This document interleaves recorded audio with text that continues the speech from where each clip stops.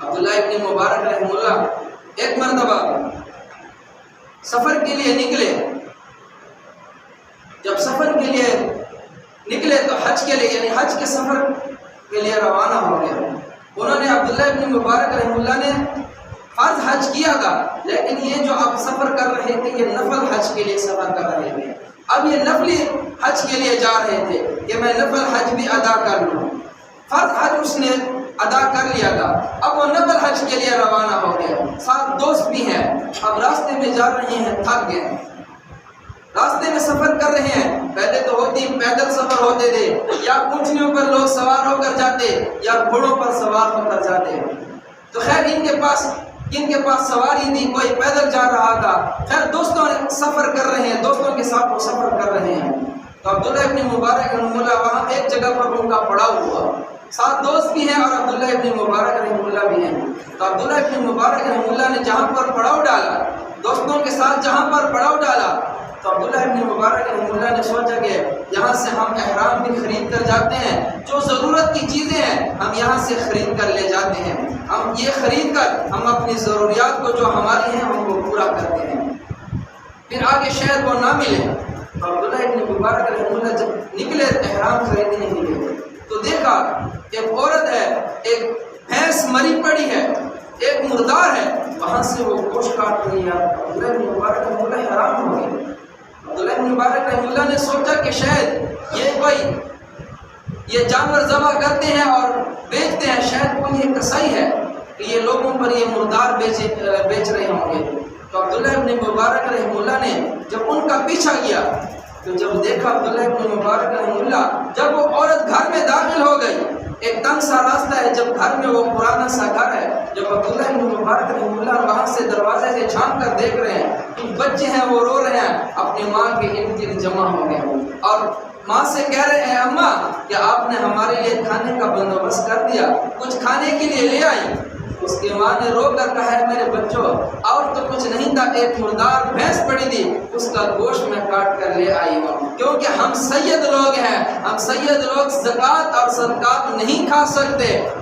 ہم زکوٰۃ اور صدقات کو قبول نہیں کر سکتے، تو اس لیے میں یہ مردار کا گوشت میں کاٹ کر لے آئی ہوں. کیونکہ ایک شرعی مسئلہ ہے، اگر آپ کو خطرہ ہے کہ میری جان چلی جائے گی بھوک سے تو پھر آپ کے لیے حرام کھانے کی بھی اجازت ہے کہ آپ حرام اتنا کھا سکتے ہیں، یعنی گدھے کا گوشت اگر وہ مرا پڑے وہ بھی کھا سکتے ہیں، اتنا کہ آپ کی جان اس سے بچ جائے، آپ کو موت نہ آئے. اتنی شریعت نے اجازت دی. ایسی جگہ آ گئی وہاں پر آپ کو بھوک لگی ہے، اب آپ کو یہ محسوس ہو رہا ہے کہ ایسا نہ ہو کہ میں بھوک کی وجہ سے مر نہ جاؤں، تو شریعت نے اتنی اجازت دی کہ آپ اتنا مردار کھا سکتے ہیں کہ آپ کی زندگی بچ جائے. ان کے گھر میں 7 دن سے وہ بھوکے تھے، کچھ کھانے کے لیے نہیں تھا.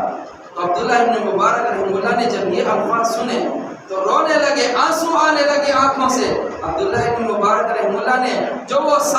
300 درہم لیے تھے حج کے لیے روانہ تھے، تو عبداللہ ابن مبارک رحمہ اللہ نے وہ 300 درہم اس عورت کو دے دیے اور اس کو کہا کہ آپ آل رسول ہیں، رسول صلی اللہ علیہ وسلم کی اولاد میں سے ہیں، آپ سیدات میں سے ہیں، آپ سیدہ ہیں، تو آپ اس نذرانے کو قبول کر لیں، میری طرف سے یہ تحفہ ہے، یہ کوئی صدقہ اور زکوٰۃ نہیں ہے، میرے اس تحفہ کو آپ مہربانی کر کے قبول کر لیں. تو اس عورت نے انکار کر دیا لینے سے، لیکن انہوں نے عبداللہ ابن مبارک رحمہ اللہ نے بڑا اصرار کیا، اصرار کے باوجود انہوں نے اس درہم کو قبول کر لیا. تو عبداللہ ابن مبارک رحمہ اللہ دوستوں کے پاس واپس چلا گیا. آپ حج کے لیے چلے جانا، میں گھر واپس جا رہا ہوں، میرے پاس جو پیسے تھے بس کسی وجہ سے خرچ ہو گئے، میں حج کے لیے نہیں جا سکتا. دوستوں نے کہا ابھی آپ جا رہے تھے احرام خریدنے، کیا کوئی مسئلہ پیش آیا، کیا ماجرا ہوا کہ ابھی آپ ہمارے ساتھ حج کے لیے جا رہے تھے، اب آپ کہہ رہے ہیں کہ نہیں میں گھر واپس جا رہا ہوں. خیر دوستوں اس کے دوست چلے گئے حج کے لیے، عبداللہ ابن مبارک رحمہ اللہ گھر واپس آ گئے. تو عبداللہ ابن مبارک رحمہ اللہ ذہن میں سوچ رہے ہیں حج کے ایام چل رہے ہیں، اب میرے دوست مینا میں ہوں گے، اب میرے دوست عرفات میں ہوں گے، اب وہ شیاطین کو کنکریاں مار رہے ہوں گے، اب وہ بیت اللہ کا طواف کر رہے ہوں گے. عبداللہ ابن مبارک رحمہ اللہ کے دل میں یہ خواہش اور تڑپ ہوتی رہتی تھی اور سوچتا رہتا تھا، یہ دن کو سوچتا تھا کہ میرے دوست یہ حج کا سفر کے لیے روانہ ہے، وہ ابھی بیت اللہ کا زیارت کر رہے ہوں گے، طواف کر رہے ہوں گے. خیر ایسی انتظار میں تھے عبداللہ ابن مبارک رحمہ اللہ کے جب دوست حج مکمل کر کے آ گیا، اب حج کا سفر کر کے اب واپس آ رہے ہیں حاجی، اب یہ دوستوں کے انتظار میں ہے، دروازہ کھٹکا، عبداللہ ابن مبارک رحمہ اللہ باہر نکلے، اس حاجی کو کہہ رہے ہیں آپ کو حج مبارک ہو، اس دوست کو کہہ رہے ہیں آپ کو حج مبارک ہو۔ اس نے کہا اب تو ہمیں مبارکی دے رہا ہے، جب تو مینا میں تھا ہم آپ کو آواز لگا رہے تھے، آپ ہماری آواز کو نہیں سن رہے تھے۔ عبداللہ ابن مبارک حیران، میں تو حج پر گیا ہی نہیں،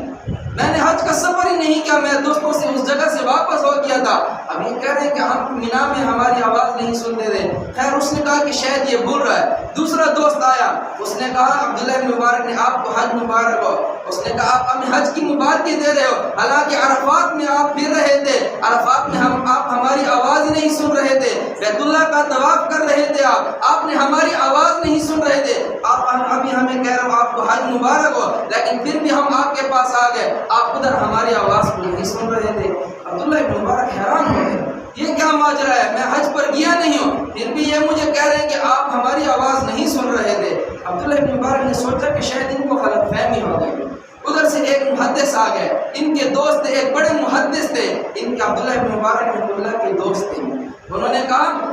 اے عبداللہ ابن مبارک میں تو آپ کی بڑی عزت کرتا تھا، آپ ہمارے دوست ہیں، آپ بھی محدث ہیں، میں آپ کی بڑی عزت کرتا، لیکن آپ وہاں پر طواف کر رہے تھے، مینا میں پھر رہے تھے، آپ ہماری آواز نہیں سن رہے تھے، اور روزہ رسول پر آپ نے مجھے درہم کی تھیلی پکڑوا دی کہ اے میرے دوست یہ درہم کی تھیلی جو میں نے تجھ سے لی تھی وہ درہم تو لے لے، تو نے وہ درہم میرے روزہ رسول پر تو نے مجھے حوالے کر دیے تھے۔